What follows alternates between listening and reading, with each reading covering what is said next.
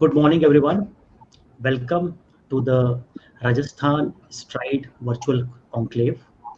And this is a initiative of the Department of Science and Technology, Government of Rajasthan, and Illets Techno Media is collaborating in this initiative with the Department of Science and Technology, Government of Rajasthan, and the Stride, this conclave, which is a two-day virtual conclave we are holding, is focusing on the various aspects of the science and technology department's initiatives. And STRIDE stands for S stands for Science, Society, and Startups. T for Technology, Transfer of Technology and Biotechnology. R for Research. I for Intellectual Property Rights, Industrial Design and Innovation. D for Design, Drones and Development, and E for Engineering and Entrepreneurship. And we have an eminent speaker panel in this two-day virtual summit. And we, in the inaugural session, we have the uh, honor of having Secretary, Department of Science and Technology, Government of India, Shri Professor Ashutosh Sharma ji, who is live with us. So I welcome him on behalf of this virtual conclave. And we have our Secretary, Department of Science and Technology, Mugdha Sinha, with us. And I am presenting a virtual bouquet to our, like requesting Mugdha ji to welcome Professor Sharma with a virtual bouquet here. Mugdha ji. And Professor Sharma, thanks for joining us. And I will request Mugdha Sinha ji to kindly give an introduction and welcome for our inaugural speaker, Professor Ashutosh Sharma. Madam, Mugdha. Thank you, Ravi Gupta ji. That was very kind of you, our media partner for this Stride, Rajasthan's first ever Stride Conclave 2020, coming right after my tenure, which I've completed of about 1 month short of 1 year. So I look at it as an anniversary of my annual inning in the Department of Science and Technology. And I'm absolutely delighted, pleased and honored to have amongst us our inaugural speaker who will be delivering the keynote address for the government of Rajasthan's first Stride virtual conclave. And I'm extremely happy that we had planned this as a physical conclave last year, but I'm really happy that it is very befitting that we are part of your team and that we are doing this in the virtual tech platform, because both of us are secretaries of science and technology and we are really living up to our department's job of going virtual, and very, very happy in this regard to welcome you, sir. As we all know that we are in the times of the pandemic, and there is no better time than this when a 1 gram virus has held our lives to ransom. And if there's anything more viral than the virus today, it is technology. And we have none other than the person who spearheads all policies of the Department of Science and Technology, Research and Innovation today with us as our keynote speaker, inaugurating our government of Rajasthan's Stride Conclave. Sir, I very, very warmly welcome you, and I'm extremely grateful to you for doing the honors today for us and opening our conference with your keynote address. And I offer you the floral bouquet as a part of our traditional welcome, because Rajasthan and Jaipur also happen to be your hometown. So it's a homecoming for you. And we, on behalf of the Department of Science and Technology, to all our live viewers who are part of this session, which begins today, I also welcome you and thank you for your time.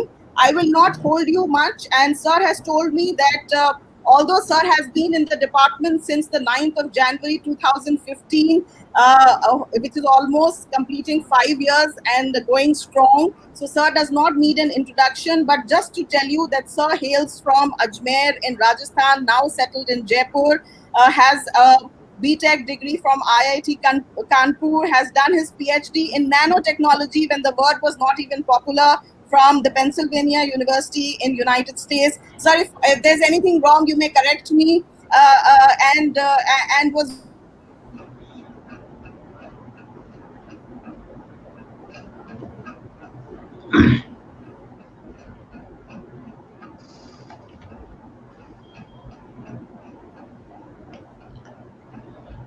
Some connectivity issue is here. Dr.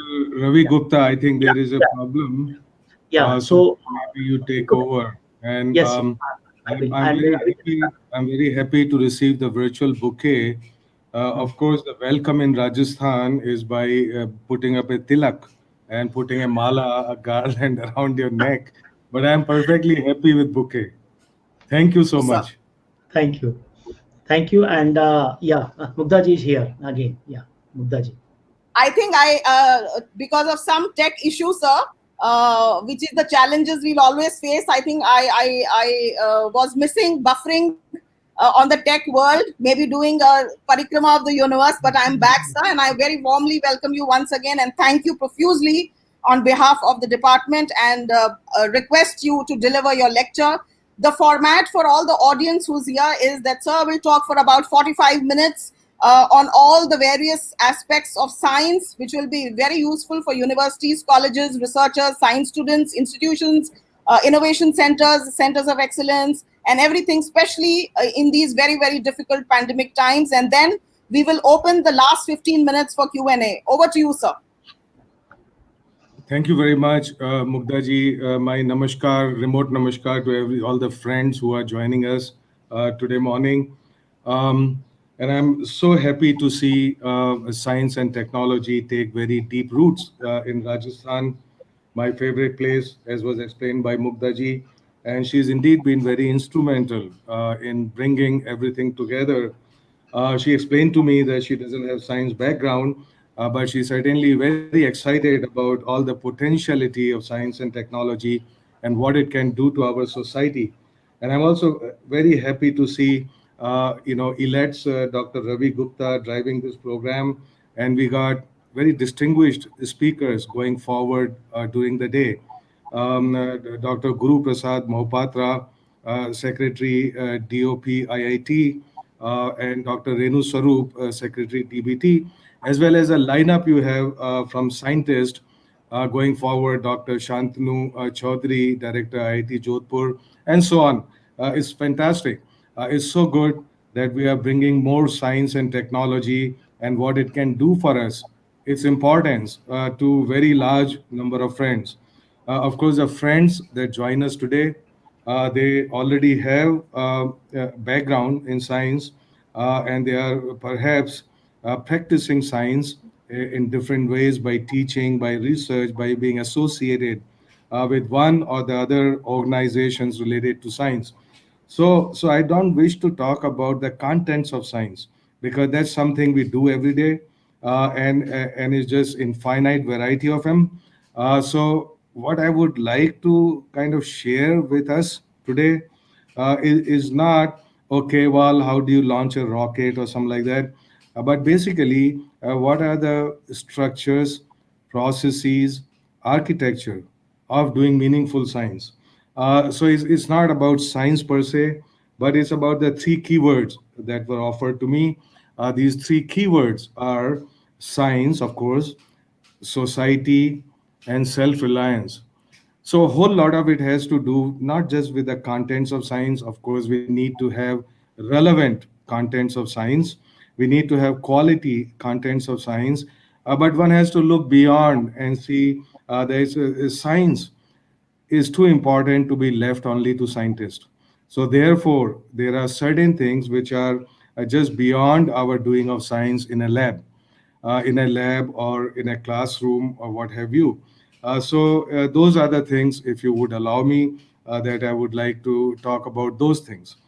So you see, there is a call for Atma Nirbharta, which means self reliance. So we first must understand the meaning of the word self reliance. The self reliance, first of all, has to be with quality, which is globally competitive. So it's not simply about some jugaad that we put together something that's going to serve our need for today. Some amount of jugaad is needed, but at the same time, we are to chart the course, not for this year, not only for next year, but next 5 years, next 50 years.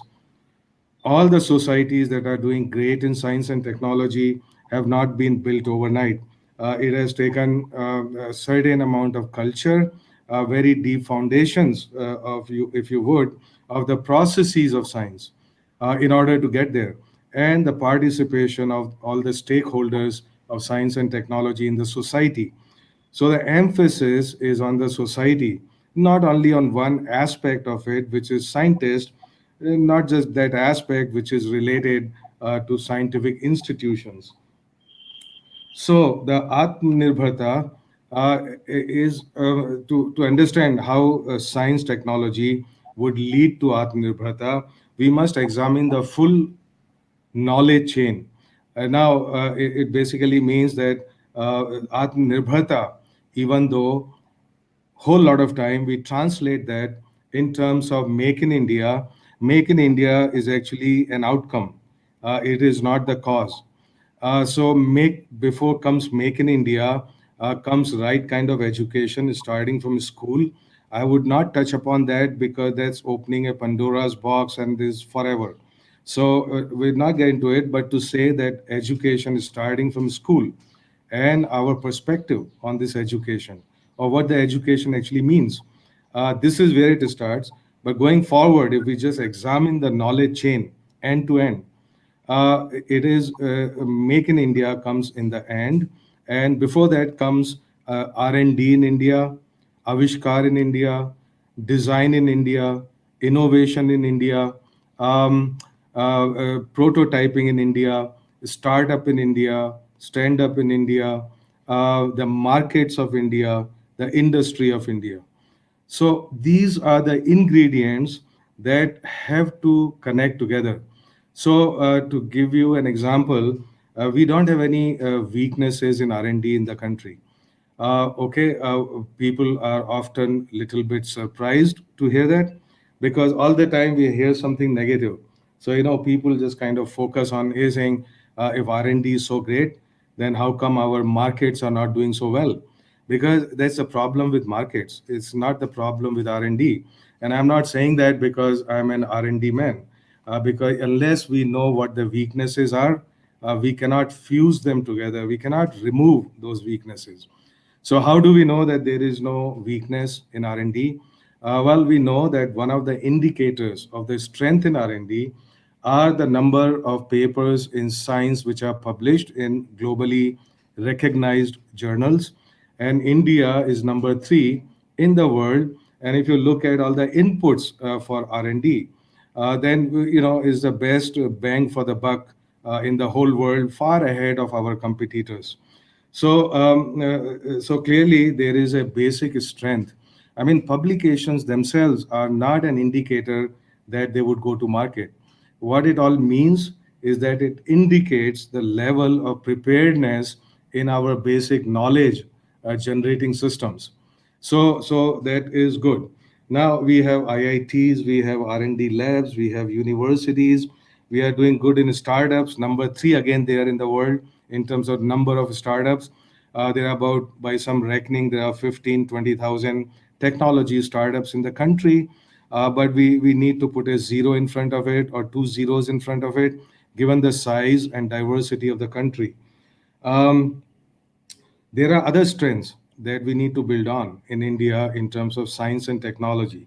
One clear advantage is demography, and we are a country of young people. What that means is that there is a whole lot of energy out there which needs to be harnessed.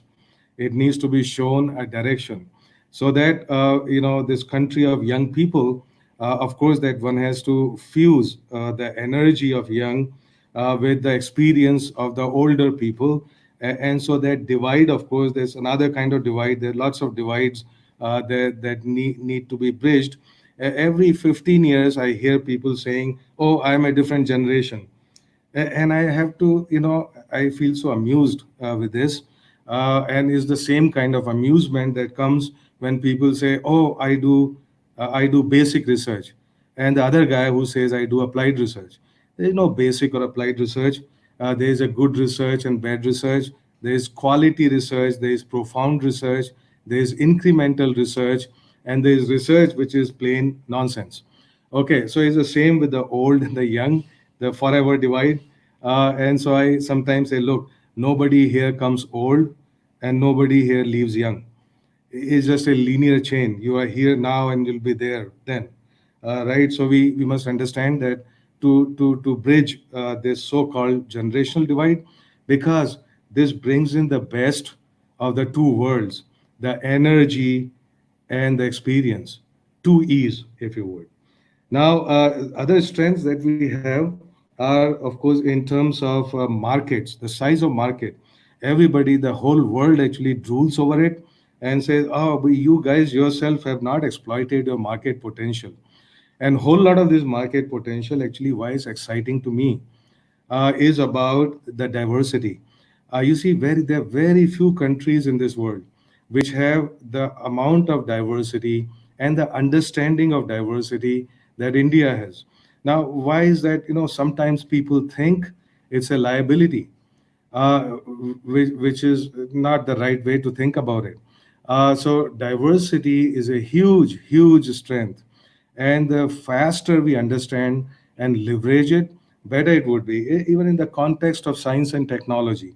What does it mean? It means that we actually need a whole spectrum of technologies. It is not because in a homogeneous society, everybody's needs are very similar. They are centered around some mean, which means that if you had two products, that would be enough. But in our case, we need the whole spectrum of price. We need a whole spectrum of functionalities. We need all of that because of the diversity. And so this is an opportunity, because if you can address this diversity, then basically the whole global market is yours, because you have captured all kind of needs. You have captured need for a device which sells as 10 rupees, but also a device that sells even with similar functions, that sells at 10,000 rupees. So therefore, we have to be truly, truly innovative. By the way, this is one of the reasons that Indians abroad are so successful in technology. It is because they can negotiate diversity, whereas other people are not really trained, they are not very comfortable with deviations from the norm, which means that the mind is less flexible negotiating new challenges. And so this is the strength we have. This is that we can boldly go where no person has gone before. um, so we have expertise. We have very deep strengths in design.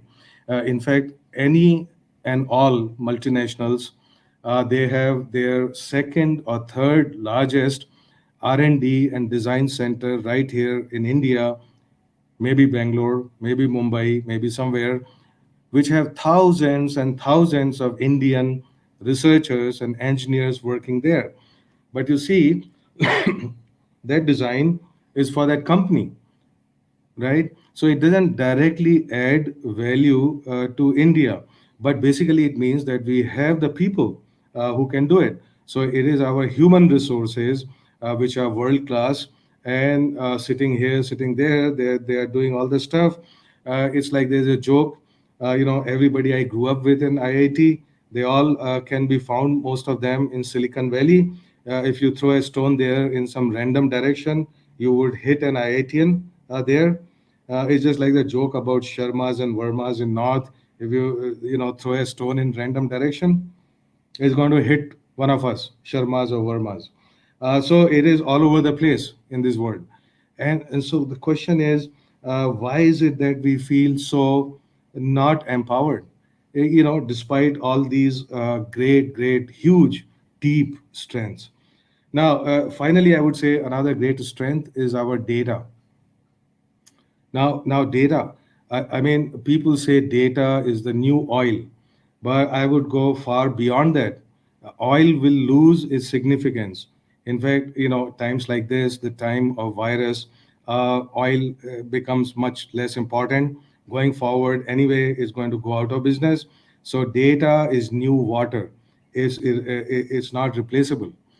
And we are so rich in data again because of diversity and because of population and because of kind of things that we do. Now, this is one thing I want all my younger friends to understand very clearly.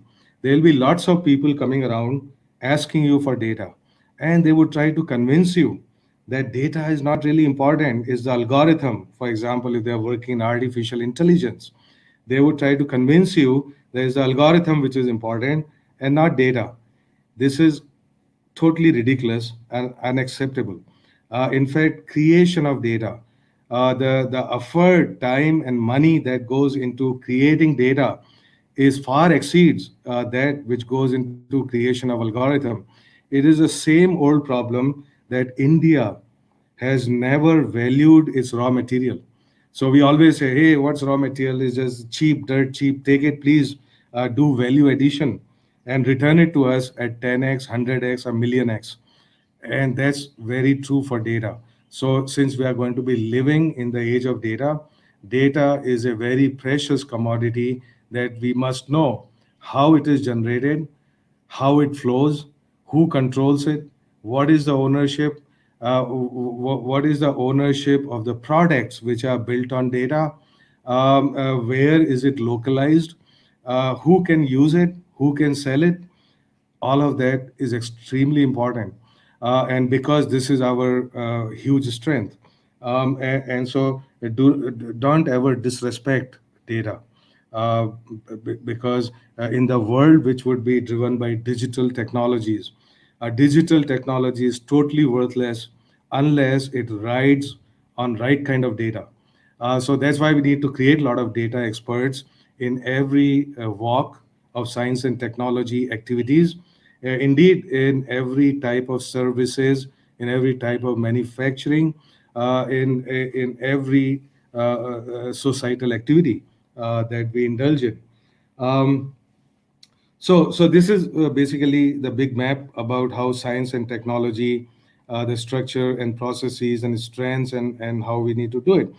But underlying all of this is a very vital aspect. That very vital aspect is the culture. And part of that culture is the confidence that we have in ourselves. Now, this is very critical because I have seen it repeatedly. If my child gets 95% in high school, he'll still be scolded. And he'll say, look at my neighbor. He got 105%. We are never happy. We have no confidence actually to be positive about anything. If we lack the confidence, we may have the intelligence, we may have the marks, we may know how to crack exams, but you see, without that confidence, that actually with all my knowledge, with all my training, I can actually convert that into opportunities, not only for myself, but for my whole society around me. In sometimes that confidence translates into what we may call entrepreneurship. That confidence translates into everything at cutting edge that happens in research. So most of the time people think, oh, it's all right to be a follower. So if there's a great research coming from this great university somewhere, and we of course cannot challenge them. It's a hot area, so I would also jump into it and start doing something similar, even though it may be very incremental.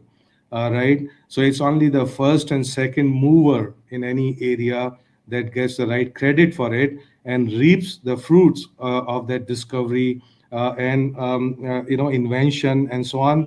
So it's no point being a follower. And the reason we are followers is because we have no confidence. And this confidence is a very pervasive, very cultural aspect. It starts right from primary school, it starts from home.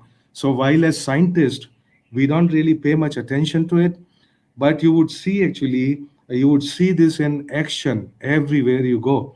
For example, you go to a so-called international conference and you see a person from abroad there, everybody would just hang around that. So it's just like bees being attracted by honey or something like that.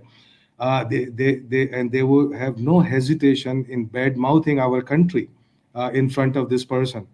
And you see, I'm just giving you a little example, and you can see these things in action. We are very given to complaints. We are very given to the negative side of the force, right? And this comes very naturally.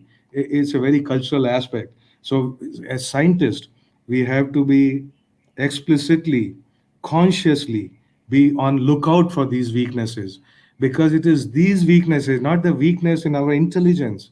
Please, it's not the weakness in our R&D ecosystem that's holding us back, right? So it is our responsibility as teacher, as parent, as a scientist, to make sure that the people growing with us have the confidence to make right decisions, to take risk, to even fail. Because when you take risk, you want to do something big. Some of the times you are going to fail, which is perfectly okay. But who has ever taught me in school that you can fail and be creative? Okay, well, I'm not talking about an ideal world here. So I'm saying in whichever way we can actually encourage this trait in our PhD students, for example. Right now, the PhD students, they just get thrown in here from a conveyor belt. So after masters, they have very little options, especially in after MSc or something. So it's not because they are prepared for a career of research. It's not because of their love for science, technology, and research. It's because of default. Now, it may be because of default, but now can we prepare them, okay, in the right way? So it's not the training is not only about training in research and the best lab operating process. It is about ethics in research. It's about being daring in research. It's about communicating research. It is about not, being creative in research. It's about questioning everything that people say. It is about not having a reverential attitude to everybody who says anything, just based on age or nationality or something. All of this, look, you require a great amount of reverse brainwashing before this can be accomplished. And this is not an easy task, because it takes a lifetime of conditioning to arrive here, and it takes another 2 years of very forceful reverse brainwashing to get rid of these ideas which have make no sense at all going forward in life. So okay. Now, thinking about the processes of doing science, let us quickly touch upon some lessons that we have learned from the time of COVID-19. Now, as we all know, that in the last 2 months, great things have happened in India in terms of making products which are relevant to solutions of COVID-19. What are these solutions? For example, very good world-class ventilator designs and manufacturing, new methods of of diagnosis, which are much cheaper, maybe 1/10 the price, and faster. And remember, these methods, the new methods of diagnosis, which would soon be in the market, are not simply based on copying, let us say, reverse engineering RT-PCR, which have been largely been imported, but these are based on cutting edge science today. For example, a CRISPR tool, for example, a new platform like LAMP rather than PCR. So all of that happened with the speed, and now it's going to acquire a scale. So you see, so natural question that comes to your mind is that, look, all of this could have happened 5 years ago, or 2 years ago, or even 10 years ago, some of this, right? Why is it that it was not happening? And why is it that it was able to happen very quickly in last 2 months, despite many constraints of supply chain, many constraints of people not being there, labs not working, all of that happening? In spite of all of that, things happened with speed, and they happened with quality. I can tell you that. For example, this ventilator design that IIT Kanpur put together is better, in fact, than a standard normal ventilator which is imported. It's better in many, many respects, and it cost less than one half of its current cost that people have been buying. Is better, for example, it would have IoT, it would have communication and artificial intelligence. What that means is that a single doctor sitting somewhere remotely can monitor 10 patients, right? Because we know that medical people, doctors, are in huge demand. they may be in short supply. So therefore, technology makes it possible to do us things to basically address those weaknesses, and it's happening. So it happened because you see, when I sit down and look at how scientists have been working, how institutions have been working. First of all, they had a very clear and present idea about the need and priority. And this is something that everybody agreed on from time zero, from academia, R&D lab to industry. So industry and academia work together from the beginning. Because you see, while academia may have knowledge, they are not equally efficient in transforming that knowledge into a product. So if you say, look, this is what knowledge based, this is what I want to do, then the industry fellow sitting there can put up the right kind of electronics, can put up the right kind of plastic, can do put all this stuff there together in order to make it work. And so this is what happened in all of these cases. So essentially, another way to put it would be, you see, the knowledge push that comes from academia and R&D labs was matched fully by the industry pull. So unless the push and pull meet, nothing happens in this world. Okay, the old saying that it takes two to tango, or it needs two hands to clap, and so on. Or to form a chemical bond, you need to donate electron and accept electron or proton, right? All of this is true.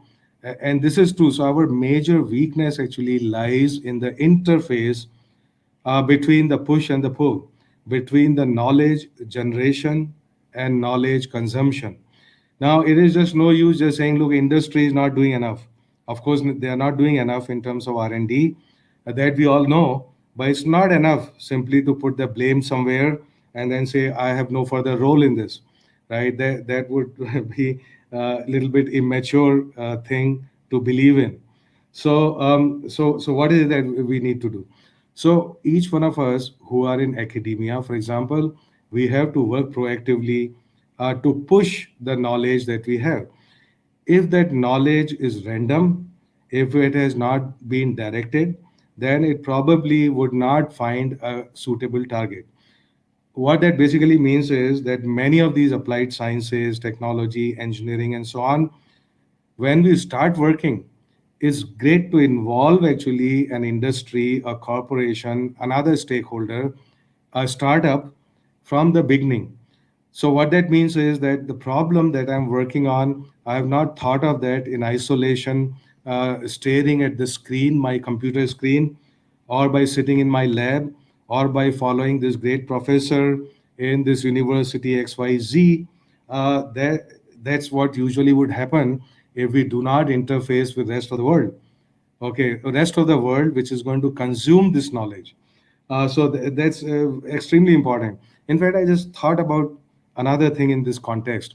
Whole lot of our startups actually kind of fail right when they have succeeded. What that means is at the time of exit, right? So they developed a good product, they developed a good technology, and suddenly they find that something has gone horribly wrong. It's not so. One aspect of that is that they did not have as good an understanding of market as they had of the technology, right? And they have not bothered equally about the market as they bothered about technology. Okay, so that's one aspect. But even more interesting aspect of failure at the time of success, or at the threshold of success, is that, look, when you are doing startup, when you are developing a product or a technology, it's the drive, the creativity, the brilliance of idea that matters. So there are a whole lot of geeks actually who work on that. I mean, I don't mean geeks as like physical appearance. I mean culturally. Okay, these are people who are very excited about ideas. These are a different kind of people. But now, when you want to graduate to the market, you need another set of people. Those are a set of people that we may describe as MBA types, the people who work in finance, management of different things, about marketing, about so on, right? there is a huge incompatibility between these two personality types. And these geeks who have developed the product, they don't want to let go of the control, right? So we are all kind of control freaks because we think that something belongs to us. I own this, I own this idea, and so on. And so that's a great disadvantage.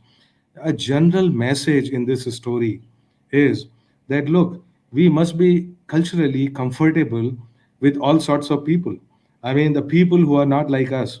In fact, this I often repeat this, especially talking to my younger friends. I say, you go out of your way to meet people who are not like you. This is the meaning of diversity. The people who don't eat like you, who don't dress like you, who don't have the same gender as you, who have not the same educational experience as you, who work in a different area, have a different kind of job. So this is what makes us comfortable. This is what makes for a holistic thing, which is more likely to succeed than something, no matter how brilliant it is, but it is confined to a narrow domain. This is where most of the failure of our science and technology enterprise comes from. And actually, there are many huge, many strong international examples where you see that the big multinationals of yesteryears collapsed in a matter of 5 years. It is because they did not have the diversity.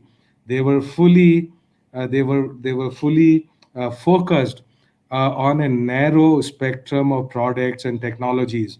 And as the society at large changes, the needs shift, and those products are no longer relevant, and the whole structure collapses in no time at all. This is yet another reason for strengthening diversity, cultivating diversity, in fact. The next thing that I would say as to how we have been successful in the time of COVID 19 is like I already pointed out, a little bit I pointed out that look, it has been a problem centric approach rather than what I call the tool centric approach. Now, this also has something to do with different kind of people working together. If I want to design a ventilator, this cannot be done by a person who is a chemist alone, or a physicist alone, or a material scientist, or a chemical engineer, or a mechanical engineer, or what have you. Okay, each one of these people would know very little about the ventilator, no matter how brilliant each of these people are.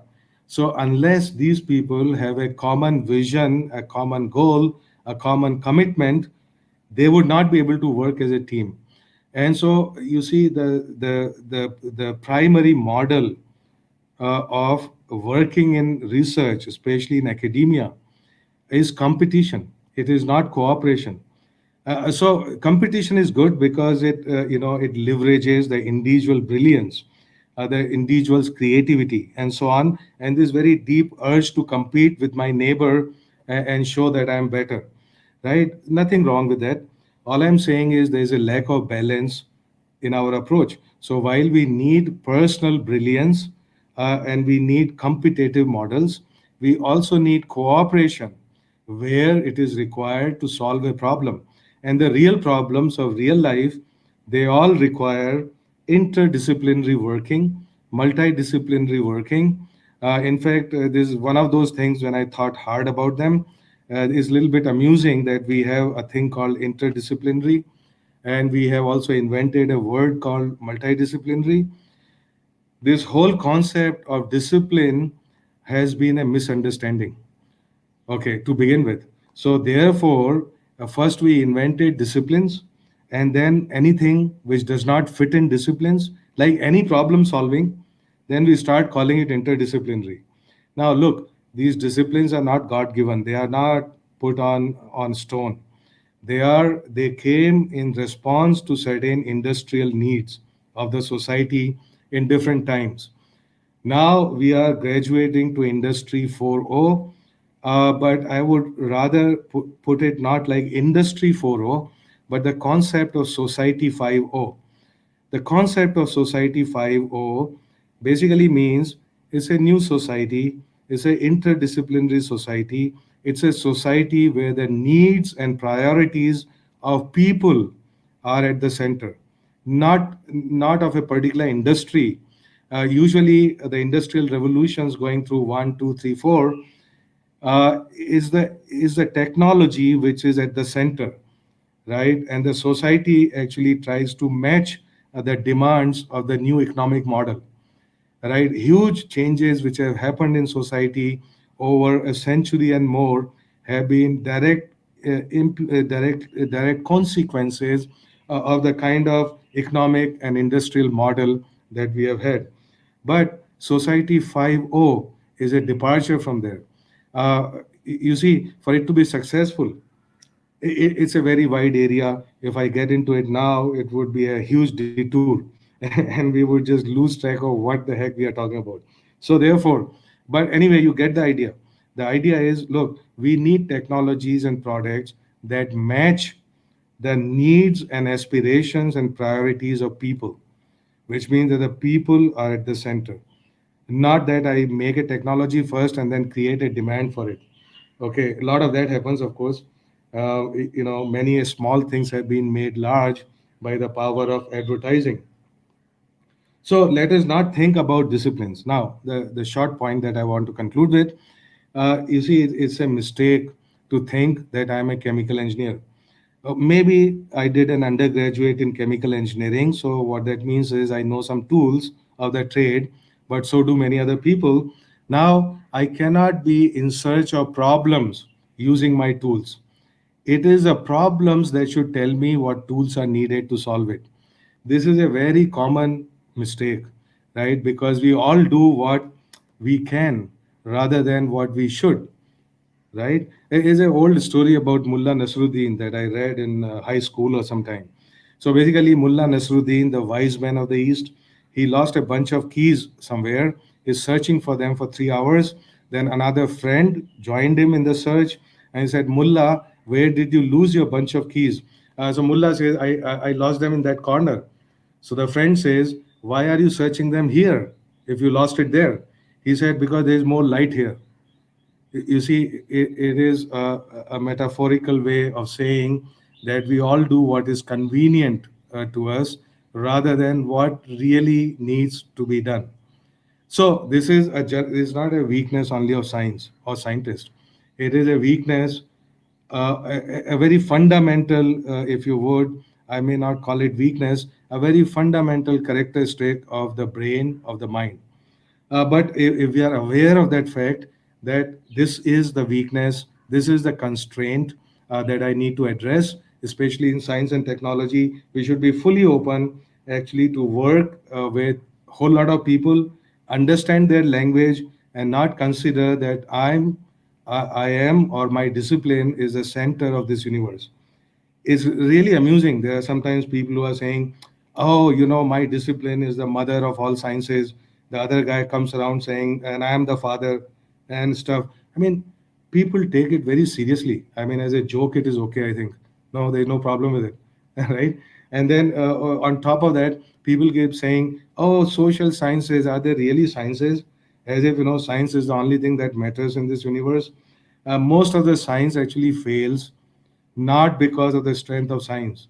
It fails because it is not connected with the society at large. It is not connected what we may call humanities, social sciences, and all of those aspects. So I would very soon be running out of time. There were lots of stuff really that I wanted to discuss here. We would not have time, but let's see. Going forward in the future, a few years down the road, when all the problems related to COVID-19, they look like baby food in comparison to, let us say, hot chili.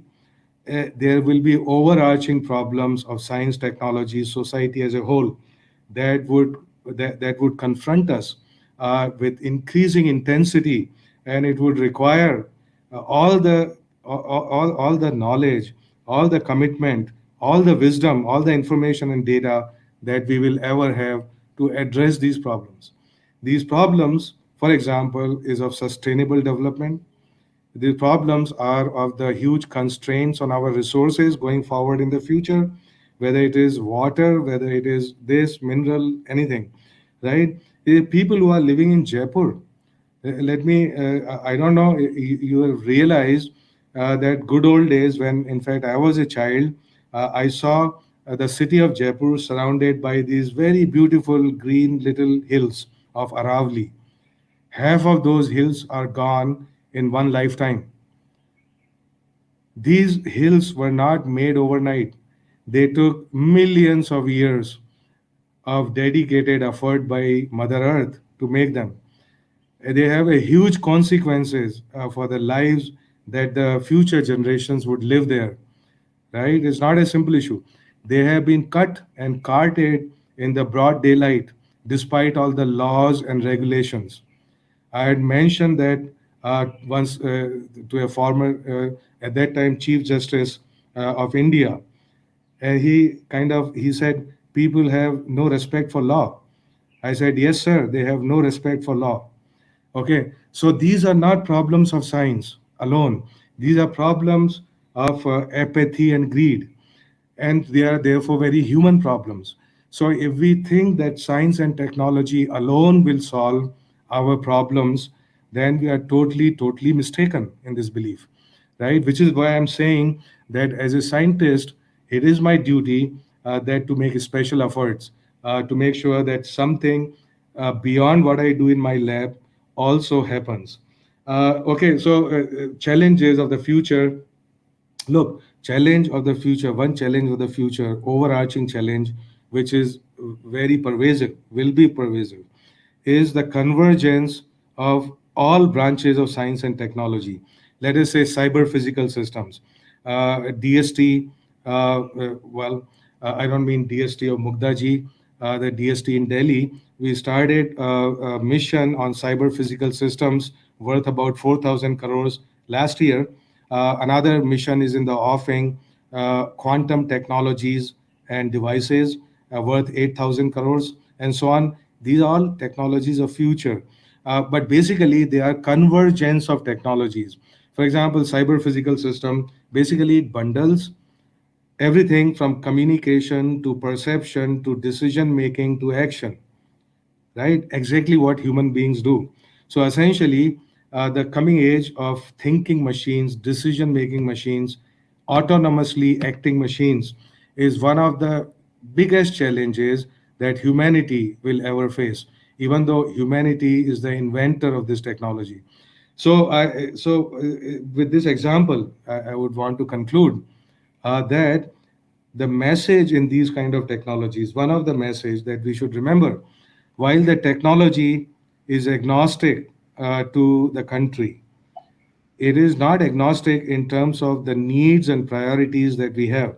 So using this, you see the cyber physical systems technology, industry 4.0, robotics, autonomous machines, AR, VR, artificial intelligence, machine learning, blah, blah, blah, all of them are in response to the fact that many countries don't have people, they don't have young people. So the only way they can grow economically by having more production is by automating the production, which means having intelligent machines working where people were needed, but people are not there. Now our challenge, our problem, our needs are entirely 180-degree out of that need, even though technology is the same. So a scientist must take time out to think about the fact as to there are two things. If I were to use the same technology that somebody is using in country XYZ, where there are no people, that technology is because it basically takes the place of people. I cannot do that. So therefore, using the same technology, how do I create a bigger market? How do I satisfy the needs that I cannot satisfy today with the old technology? So where is going to be the impact of this technology? This has to be an India-centric view.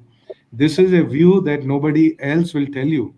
This is a view, this is a wisdom that one cannot import, right? So therefore, in every mission, every technology mission, my first question is, what is India centric about it? Have we actually identified what is it that we need, and what are the needs that it would address. Right, we need to create new jobs, we need to have new skills, we need to have all of that, new businesses, new economic activity. So whether these technologies can be leveraged for that, if not, then can I have my own brand of technology, right? So again, in that, we cannot be a follower. You see, this requires original thinking. It's not simply a question of, well, I'm this corporation, I'm going to import this technology. Of course, if it's a corporation and this technology makes you money, there's nothing wrong with it, you import it. But nation as a whole has to be balanced, right? It's not each corporation which has to look after its stakeholders, its maximization of profit and so on. There's nothing wrong with that. I'm saying country as a whole, the whole science and technology ecosystem as a whole has to be totally alive and aware about the possibilities of technology and what is it that I really need for myself, and requires original thinking, requires deep thinking. It cannot be just a little bit, read whatever is there and copy people. Um, Right. So I think I'm there. I would just I keep saying I'll conclude, but I'll conclude certainly now in next two sentences by saying another way to connect our science with society is through what I call scientific social responsibility. This has we have implemented that in Science and Engineering Research Board on a limited scale. A policy has been drawn, is being circulated, is very close to being notified. So this scientific social responsibility, look, it is not restrictive. It does not direct people to do what they don't want to do. It's very simple. It just says, look, in our scientific organizations, as a scientist, I have some informational resources, I have some knowledge resources, I have some infrastructure, right? I have some human resources and so on. Using all of these resources, which are science and technology resources, at my disposal, can I reach different sections of the society and empower them? Totally voluntary.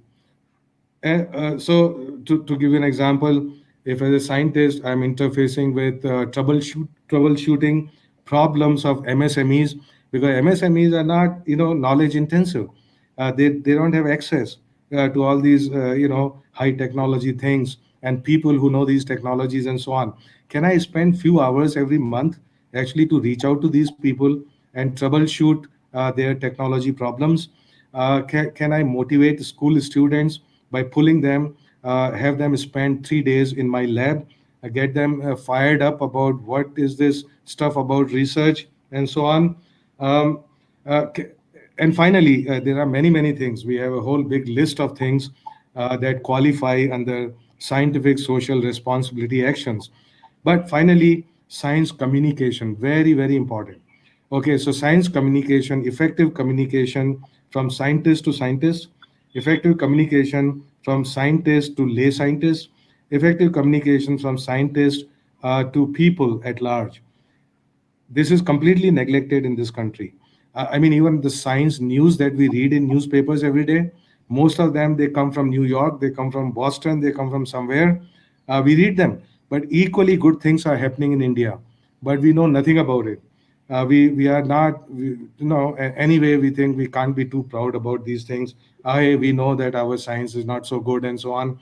This is the stereotype that we live with, right? We have to dispel this stereotype once and for heaven's sake, going forward, or there is no forward. The communication. Now, just to give you an example, we made a scheme for all PhD students to write a popular science story based on their area of research. Now we are getting about 5,000 such stories every year. Going forward, I'm going to make it mandatory for every PI, for every scientist who receives money from Ministry of Science and Technology, that with every annual report, they should sum up in popular terms about what they did in research and how is it going to be helpful for anybody, right, other than themselves, right? So I think that this can become a very widespread movement, and this is not to constrain anybody, right? In fact, it is so beneficial for the scientist who is writing a popular science story based on his own area of research, it is very empowering for that scientist, because it's probably the first time that scientist has, in a committed way, thought about the relation of his research with the larger concerns of science and society. So, okay, I think, well, now think I'm going to stop there totally now, and I have overshot my time, and we have 5 minutes left for the so-called question answers. So we can take up one and a half question. Thank you very Thank you very much. Extremely comprehensive. I must compliment you, sir, for such a wide range that you have covered of science, technology, research, innovation, market, multidisciplinary aspect, social sciences, connecting, taking science beyond the research from the silos, convergence. You've also spoken about corporate scientific responsibility. I think I must also say that while brevity is the wit of the soul, consciousness is the depth. And I think, sir, I also know, and this is for our viewers, that sir is an artist, and it connects very beautifully with what Government of India has recently done in its national education policy by adding A and making the STEM fields, adding STEAM to STEM by adding the A, if I can just say that. And I think what sir has mentioned very rightly is that science is a collaborative enterprise. It is a torch that illuminates society. It is a responsibility which the teacher passes on to the student, and the student passes, in turn teaches the teaches the teacher himself. It has huge, connect with society, and I think there is no other way than what sir has told us of bridging the various kinds of gaps, bridging the various kinds of disciplines, bringing everything together on board. And I think one of the visions and mandate of the Department of Science and Technology, be it in the central government or be it in the state government, is debunking of a lot of myths, demystification of science, bringing science closer to the masses, and also dissemination of information. I think in keeping with that theme today, sir, your keynote address has covered almost everything. I don't think there is any aspect that you've left out, sir. So many, many compliments to you, sir. And I will just quote my favorite scientist, Carl Sagan, who says that science and technology is so embedded in our lives, and the society seems to know so little about it. And I think today that little that we knew as our stakeholders has got disseminated, and I'm sure all the people, all the fantastic audience that is here, and a lot of people from across India have joined us, sir, as you can see on the chat board.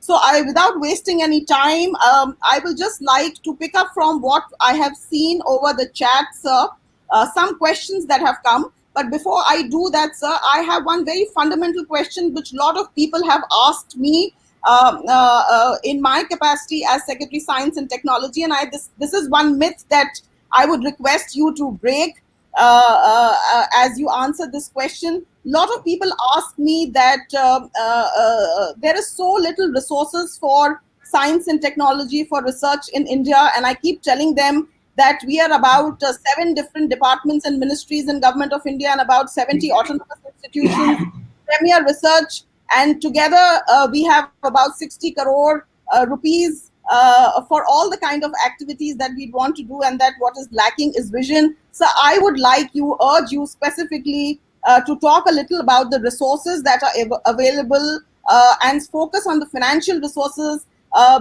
so that people stand assuaged that there is lot of scaffolds available to do all the kind of things that they'd like to do, sir. Yes, there's certainly a question, which is often discussed, and for good reasons. You see, the reality always is not at one of the poles. It is somewhere in between. So if we exclusively argue that perhaps, investment in science and technology is very, very poor, that would not be correct. Do we need more investment in science and technology? Certainly.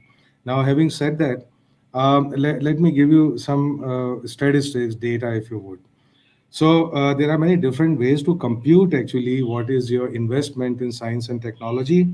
One is, let's say, a fraction of GDP. Another way would be to look at the per scientist investment. So another, and the third thing that we must factor in is the purchase power parity. So every time that you would, compare your investment with somebody like US, let me tell you, the budget of Ministry of Science and Technology, if you take into account the purchase power parity, is the same as that of NSF USA. And if you were to compute it in terms of per scientist, in fact, it is also of the same order as many other countries that we consider ahead of us in terms of investment in science and technology. Now, these are number. Even people keep asking me, "Hey, DST, now their budget is cut, right?" Now I say, no, no, no, no, it's not cut, and I'm not making this up. Please go to the website of Ministry of Finance and look up for yourselves, because you are scientists. So you believe in data. You believe in not rumors, right? You cannot be saying anything that you want. The fact is that our budget in last 5 years has more than doubled, which is unprecedented for any other 5 years in the entire history of DST. So this is not, then okay, then next thing people would argue, they'll say, yeah, okay, maybe it doubled, but what about basic sciences? Certainly you have cut money for basic sciences, right? Because you're talking so much about technology. So, this is not a zero sum game. When your budget doubles, the budget that you have for basic sciences also doubled. Okay. In addition to that, you get more money, then you can launch new programs, right? So, and I can assure you that there is has been no slack in terms of funding, or in terms of budget. You see, a lot of people say, look, I submitted a project, it was not accepted. Actually, projects are not rejected or accepted by DST. They are accepted or rejected by a committee of experts, from which you also call anonymous reviews from your peer group about how this stuff is rated. Should it be funded? Should it not be funded? And so on. After that, a committee of experts, which are our peers, not there's somebody from outside. They are not Sarkari people, right? They are the ones who decide actually what needs to be funded. Our success rate for proposals which are submitted is somewhere about 20%. If you look at SCRB, DST, depends on the scheme, but overall it may be 1 in 5 submitted proposals get funded. In fact, this is better rate than what is funded by National Science Foundation in US, is about 15%. And don't forget, the proposals submitted there are far more competitive in terms of the scientific contents which are there. Also remember, a lot of people get very impressed when they go to Stanford or somewhere, and they say, hey, this guy, he got $3 million project, right, for 3 years. Let me explain you how those $3 million are actually spent. The cost of a single PhD student in any top university in US is $100,000 a year. Okay, this is something you can check on Google Guru. I mean, there's no problem, right? 40% of that actually goes to the university as overheads. Now, $100,000 a PhD student, every scientist, every professor, every PI has to raise this money on his own. Government gives nothing. There is no free PhD student. There is no government fellowship. So, me as a professor, if I want to support 10 PhD students, then I need a $3 million grant for 3 years just to pay for my students, right? Now, see, so while it is good to complain a little bit, it's good to be negative sometimes, okay, because it takes us forward. Um, but we must understand what the reality is. We have some weaknesses, we also have some strengths. Let's build on those strengths. And those strengths are that, you see, I'm not fighting every day to raise money to get my PhD students, right? We must Sir, make sure that every PhD student we have is as good as a PhD student in MIT. This is up to me, right? This is my responsibility to make sure that a PhD student here is same as a PhD student elsewhere. Okay, if we lack that, this is not because of resources, it's because of who I am. I'm not paying enough attention to the quality of my students. right? So now, okay, what I'm saying, I'll conclude by saying, yes, we are not as rich a country in terms of GDP as our closest competitors. Everything in this world happens is proportional to GDP. Okay, it's not something. See, there were countries, there were economies that went out of their GDP to support very niche R&D. Those countries collapsed. They are out, they are gone, they are history, right? You cannot actually support any activity in the society which is out of proportion with its GDP. This is a very fundamental mantra. I mean, right? So, having said all this, now, what about the resources we have? What about the strengths we have? Are we making full use of it? Now, you see, so there is something that the government has to do. There is something that I have to do. There is something you have to do. All of us have to do something together, right? It's no you. In fact, this COVID-19 times, you see, there was no new input of money. Is making use of resources that we have. It is making use of human resources, is making use of infrastructure that we have. And basically, it has to do with the fact that we have some junoon, we have some passion, we have some shared, priorities, and we work together on it. We work together on it. We bring more prosperity. As we bring more prosperity, there is more money for R&D. You see, it's a vicious cycle. You see, the way I explain it, I know I'm very, very out of time. 30 seconds, all I'm going to take now. So we The way I have three explain it, questions, sir. that, yeah, 30 seconds, that's all. You see, there are two different things that happen in a society. One is called invention, other is called innovation. Invention uses our resources to generate knowledge. This is what we do in universities. Innovation, on the other hand, is orthogonal to invention, has no relation to invention at all. Innovation takes the knowledge and converts into money. So therefore, we complete the cycle of knowledge. To produce knowledge, you need money, but to produce money, you need knowledge. Okay, and so therefore, this is called the sustainable development of knowledge, which means invention and innovation working together. Now, invention, we are pretty good at it, but innovation, which is the act of converting knowledge into new opportunities, this is where we are weak, right? So if we understand that very clearly, then we have to work in that direction instead of saying, no, I want more invention, right? So what is more money going to do in R&D? It's going to produce more invention, but we already have so much invention backlogged. What about that? Can I work on actually converting that to innovation? That's the simple point that I would like to make. Sir, sorry, I have to be your time keeper for the Yes, session. no But problem. we have three more Yeah. questions, and I'm very happy for all the audiences who are sending us their questions. And also, Mr. Sarvesh Soni tells me that we are being watched internationally, joined from across the globe. So I will quickly put these three questions to you, and you can answer them all together. Yeah. Mr. Nadeem has asked a question on transfer of technology and how and I would also want to ask this because as Secretary Department of Science and Technology, when last year we took out an advertisement about transfer of technology, I myself did not understand it very well. So I wanted to see what is the response that comes. But the COVID times has actually told me how today science is going to spur manufacturing in the times to come, especially as we have seen with all the innovations getting converted into inventions getting converted into innovations, spurring the commercialization and manufacturing, the made in India.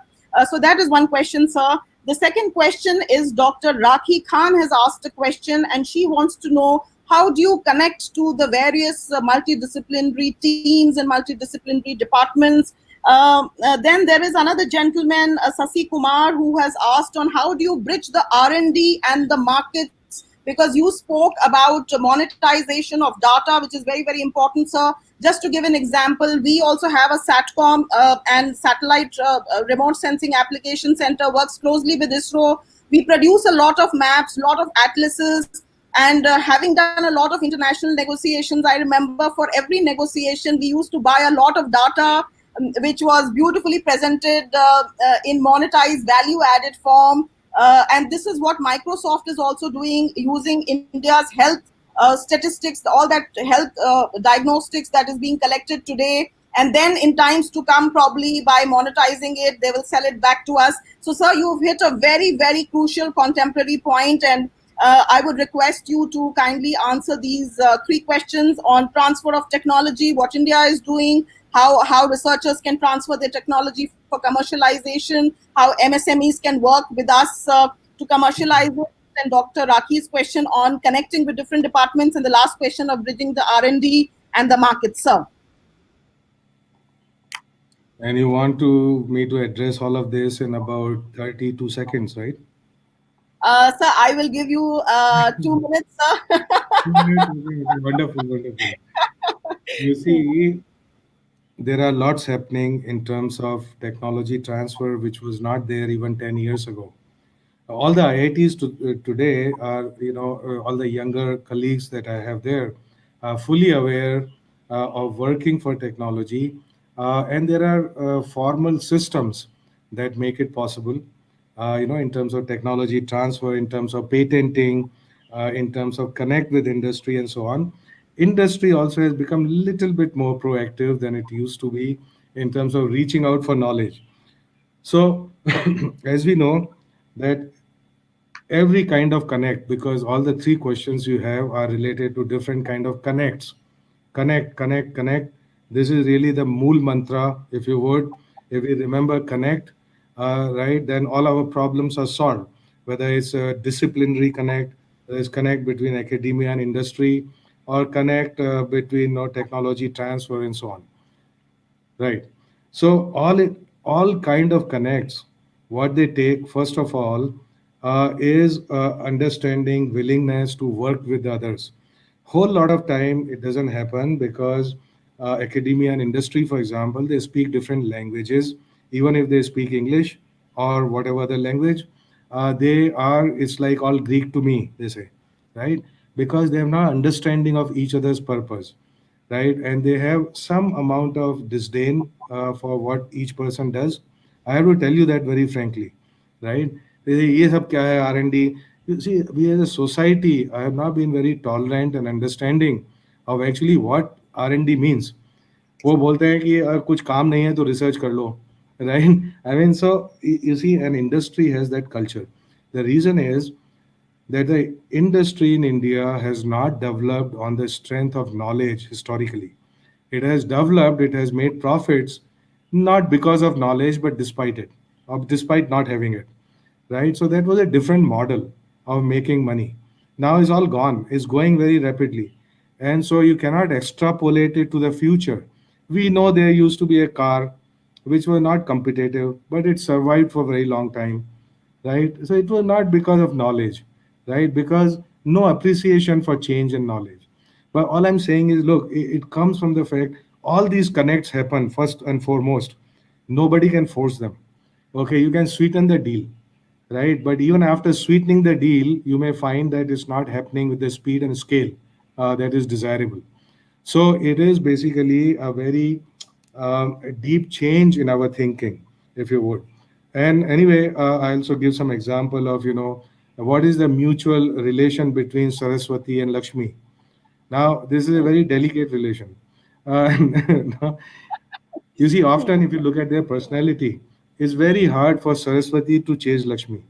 But Lakshmi can chase Saraswati if Lakshmi realizes the value in it for her. Okay, so when we convince that, you see, that this would bring greater value, the knowledge, not for the sake of knowledge, but this knowledge would actually generate me new resources. This is when it's going to happen, right? And now I was saying, technology transfer. Again, I'll just conclude by saying, look, technology transfer, which happens randomly by chance, that I happen to develop something. Now I go looking out for who might need it, right? This is not the right way. So while that kind of technology transfer happens all the time, is happening more and more, which is very good, the real technology transfer would happen, in which case you may not even need transfer, is when you are working with industry from time t equal to 0, right? Then it's not a transfer. It is basically co-production of technology. And this is what we need. In fact, this cyber physical mission, if I had time to tell you more about it, is a completely new architecture which is focused on this. which means that the industry and academia, this hub, is working together. They are equal partners. They can make use of all the 4,000 crores worth of resources that the government is putting in there. In fact, there is one hub at IIT Jodhpur, driven by our very able friend, the director there, Shantanu, there. And so this is a huge opportunity for industry to participate. We are not even asking the industry to pay money. Let them first be hooked to knowledge. Okay, most important thing is, if you do not have good advertisement, if you don't have freebies, every new shampoo that you introduce in the market, you have to give away some small samples, right? So look, this is something which happens when we realize the importance of it for us. Okay, and there, of course, there are schemes by the government, right? So those are minor things. You see, no scheme is going to ever do this. I am pretty convinced about it. I have made five such schemes myself. Okay, which would have limited impact, right? So So, that's it. Sorry, I took greater than 2 minutes.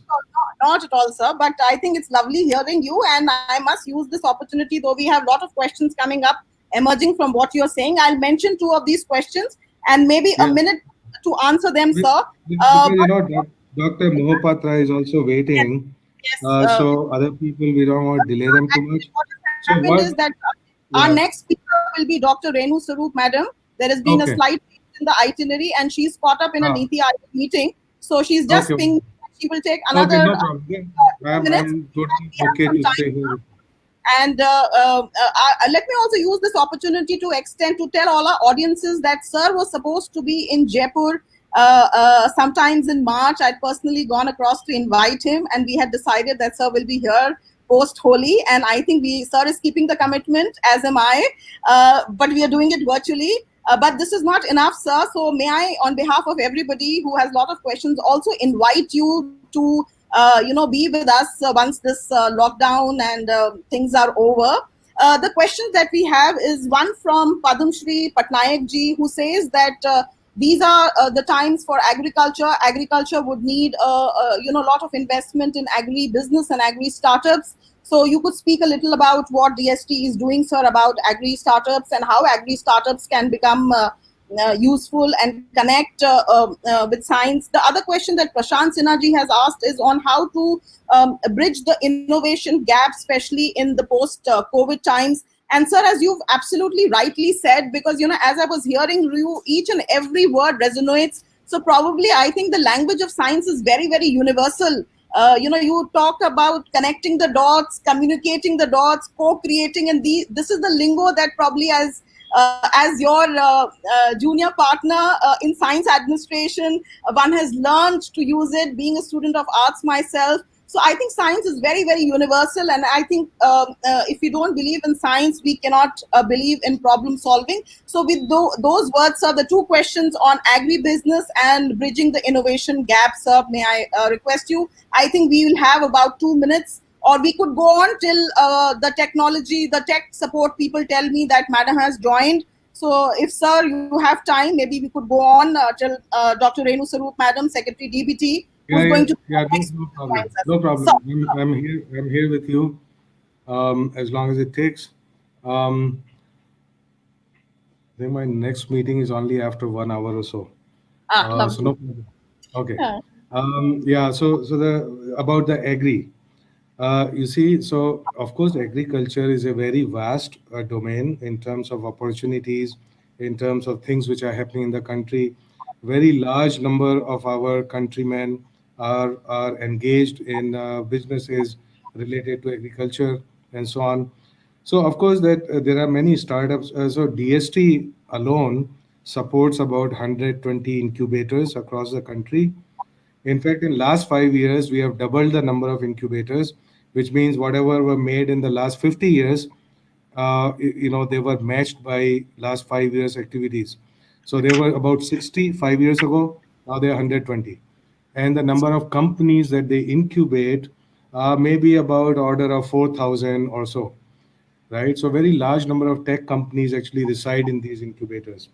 And a good proportion of those startups are related to agriculture. In fact, they are related to everything. So when we in fact talk about agriculture, agriculture is not a single subject. We see another way to think about technology which we don't do, is actually there is a nexus in every technology. You cannot think of agriculture as being separate from water. Or when you talk about water, you cannot think about it as being separate from agriculture. 75% of water is used in agriculture. So what are we, it'd be completely meaningless to talk about water if you don't talk about agriculture. Similarly, when you talk about climate change, and don't talk about agriculture, they'll be completely meaningless.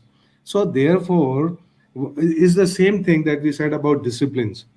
So same thing about the silos of knowledge activities that we have created, but in reality they are not isolated. So while in our mind they are isolated, because if I studied in an agricultural college, then for me agriculture is something which is confined to this, but it is not confined to that. It's about the soil. It's about the technologies related to soil health card, for example. We all heard of it. It's about, for example, even using nanotechnology, a whole lot of it in agriculture. It's about using sensors, actuators. I'll give you a little example. So there is a big project that we have supported, which is related to hyperspectral imaging. These sensors, which can be mounted on drones or satellites or anywhere. So basically, you would do imaging on different frequencies or wavelengths. And based on that information, basically this image at different wavelengths, based on that information, you can tell a lot of things. You can tell the health of soil, you can tell the health of crop, you can tell whether it needs water or does not need water. All of that autonomous decisions can be made by, in fact, by let's say just image analysis by artificial intelligence. And then you can actuate your systems, right, even without any people being there. But of course, this may not be appropriate technology for us, because our agriculture, remember, is of very different nature that in Europe and US, right? What is a major difference? You see, our land holding patterns are very different. So I may have, do biga jameen, whatever, very small plots, whereas there it would be farming on very large farms, which means even our mechanization is of a very different kind. Now, these are actually challenges to Indian technology, because these challenges of Indian agriculture would not be solved by some machine tools which are coming from some other country. And indeed a lot of that is happening. But for example, if you look at a lot of work done by National Innovation Foundation in Ahmedabad, and Vipin, the director there, would talk to you tomorrow. Please ask these questions. Please ask him, you see what National Innovation Foundation is doing in terms of the needs which are there in Indian agriculture. And second question you ask him is to why these very good innovations, why are they not happening at a scale? Why is not every farmer actually having them? Because it's not that we don't have solutions. You see, we may have solutions for many different things, good solutions, optimal solutions, our own solutions, right? But they are not reaching the scale and penetration which is required. So please, on my behalf, please ask him these two questions. Then second thing, that about agriculture. So a lot of things are happening in terms of technology in agriculture. They are being supported as startups. They're also being supported in terms of research projects and so on. Believe it or not, DST is the only ministry which is agnostic to who we pay money to, right? Is very generous. So we don't pay money to our own people like every other ministry, right? We say, look, it's competitive, it must have quality, it must have relevance, it must have the respect of your own peers in your area. Okay, so if you are a CSIR scientist, you can submit your proposal here. If you are working for state government of any kind, you can submit proposal here. If you are, it doesn't matter if you are part of any ministry, okay, or even outside the ministry, even if you are a private university, you can submit proposal here, right? So the only question is that this should be competitive, it should be good science, it should be good technology, and increasingly we ask people that it's good if it also has connect and it has relevance, right? So, which is not to say that everything must be looked at only in those terms, but certainly profoundness of approach is important, no matter what kind of science it is. So, instead of being incremental forever, instead of being followers forever, I think we bring in more profound things. But anyway, there's even a scheme. This is called high risk, high gain scheme. I started 3 years ago. I said, look, in those areas, people don't want to work in those areas where the possibility of failure is high. But in this scheme, we want people to work only in those areas. And it's perfectly okay if you fail, right? Of course, the risk should not be a stupid risk. I mean, it has to be a calculated risk that you have some contingency measures, right? So, but the point is that it should be a big problem. It should be something that people are not working on because they are afraid. So it is all right that 3 projects out of 5 should fail in this. There's no such thing as failure. I mean, of course, you gain something, you move on. But if even one project out of 5 succeeds, it should bring about some difference in our way of thinking, in our way of doing things, and so on. Thinking of failure, often people say that failure is not forever, that failure is only temporary. Uh, just to bring in the balance, I remind them that success has the same nature too. And let's not forget that. So that success is also transitory. Success also is not forever, right? So it's not only about failure. Of course, to motivate young people, we say that failure is not forever. But those people who are successful, I say the opposite. They say, let's not forget that, okay, well, for example, about our demography. We have a lot of young people. This is our success, but this window of opportunity will not remain open forever. We have about another 3 decades after which this will close. So now we may either make full use of the young people that we have today, we empower them fully, or we forget about the whole thing. Okay, then it's going to be a liability.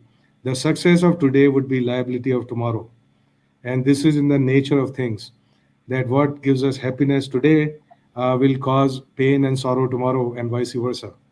It's like, bitter medicine, so to say, right? And so we So should thank, be fully aware of this. yeah, yeah. So thank you, sir. What you have mentioned again resonates very well, because the failure, the beauty about this department, when I joined the department, not many people knew what DST was all about and why I was so interested in continuing, though I was offered a position immediately after 1 month of my joining, and then insisted I want to be here. That is for the reason that you told us, sir. And I, in fact, in my orientation to my own staff, I told them that this is the only department that allows you the risk-taking ability to fail.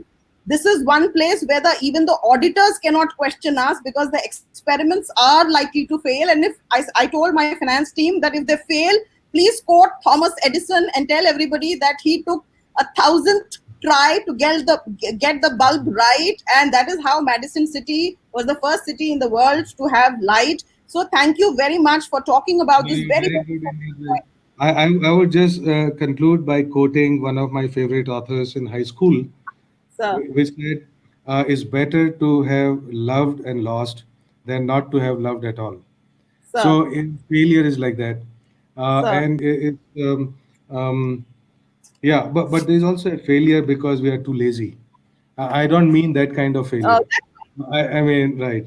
So that should be understood. Right. So the other point about the beauty of the department is about being flexible, about being fungible. And I would want to tell through you, sir, to all the departments, like you mentioned, that you have, taken out various schemes. And in fact, in no other department, sir, have I taken more than, 3 months trying to get the names, the vision, the objective, and the elements of the scheme right, because DST is such a huge gamut of schemes.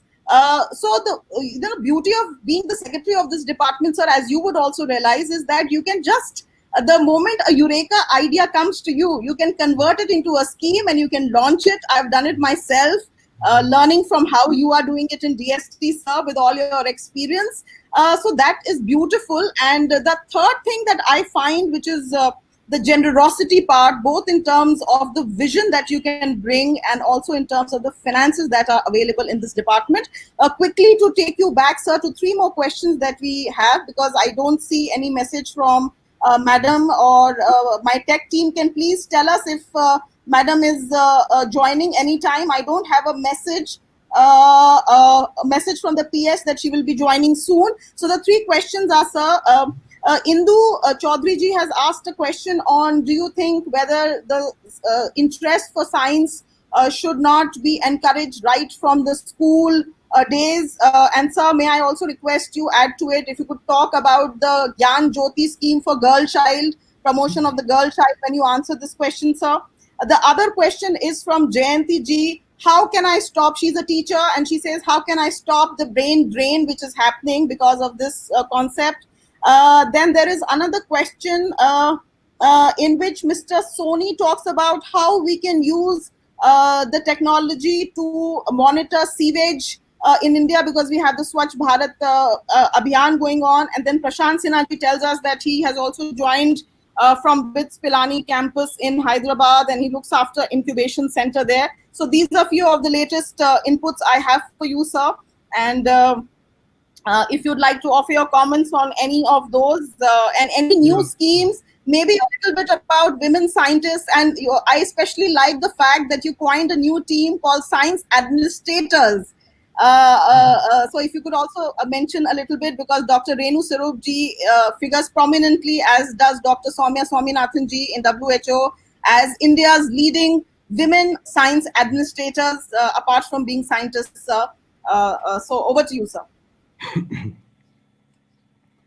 You see, the first question, which is about love for science, should we inculcate that?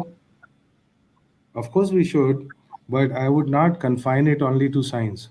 You see, are we inculcating in our young people love even for anything except cracking exams, right? Which is what makes people so under stress and so dry. I mean, they all shipped to quota at a tender age of, I don't know, ninth standard or whatever. It has nothing to do. You see, we keep saying, oh, these young are like this and that. The failure is actually of the older people. The failure is never of the person that you are saying it is his or her failure, right? I have not seen a parent who is not cutthroat. I have not seen a teacher who is not cutthroat. I have not seen a neighbor who is not cutthroat. So, are we even talking about love for anything in this life? Do we even have love for life? See, so science is not a different kind of activity which is to be, singled out for loving. I see nothing, very unique about science that needs very unique treatment in terms of some people loving it, right? I think for history we need to cultivate love. For archaeology we need to cultivate love. For philosophy, for anything that people shy away from, we need to cultivate love. Think about a society which is made up of only engineers, doctors and MBAs. What kind of society would that be? Horrible, right? So that there would be no balance in such a society. There would be such huge distortion in this society if we don't have love for performing arts. If we are telling the best of our people, the brightest of our people, that they shouldn't pursue performing arts because there is no business there, so to say. So it is both factually wrong and it is certainly conceptually wrong. So we certainly need to inculcate, coming back to your point, which is more limited, can we inculcate love for knowledge in our younger people? We cannot do that if at the same time we are saying, look, the only meaning of education is to crack the exams. Now, Sir, if just there's a know that parent there, yeah. DBT has joined us, sir. Okay, great. I'm Sir, off. so no, sir, you could just finish answering this question. I thought I should let you No, know. no, this answer will never finish because love is eternal. Right? So on that note, sorry, sir, to having to cut you short, sir, but No, no, no. my Hey, profound actually, gratitude, sir. Actually, you know what we can do? We can have just a different session just for discussion.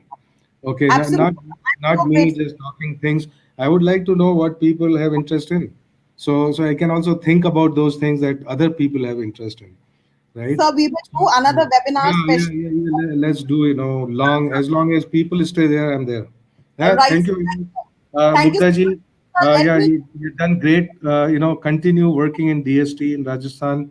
yeah, That would be thank you, sir. I wonderful. need your All the blessings. best.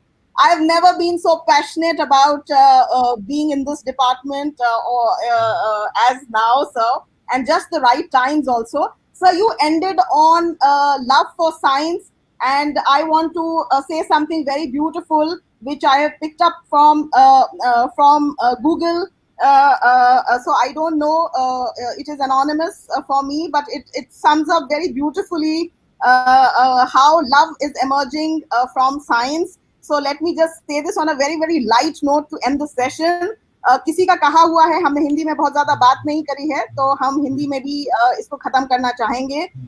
Sir, किसी ने बहुत सुंदर जो है प्यार का इजहार जो है साइंस के जार्गन में किया है. आई थॉट क्योंकि आपने लव फॉर साइंस की बात कही तो मैं उस पर खत्म करती हूँ. तुम मेरी डीएनए, मैं तुम्हारा आरएनए, क्यों ना पॉलीमरीज चेन रिएक्शन हो जाए हम दोनों. So I thought this was very very nice because in the COVID times we are talking of DNA and RNA and all these kind of reactions. So Shero Shairi emerging out of science communication, connecting the dots with post COVID. I read this some time back and I thought I'll use it somewhere just to tell people that both civil science administrators and civil society have to work together in what I understand and what I have learned from my superiors and seniors like Secretary DST, Government of India, that we have to develop and build as part of our scientific responsibility as civil society, as individuals, as problem solvers, of coming together in a public citizenry partnership for science-based problem solving, so that we can give science-based Atmanirbhar Bharat that our Honorable Prime Minister has spoken about very recently.